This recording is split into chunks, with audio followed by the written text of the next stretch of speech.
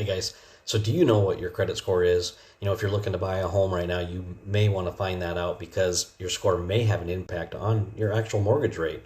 And while you may have heard the average credit score for buyers is 715, that doesn't mean that's what you got to have.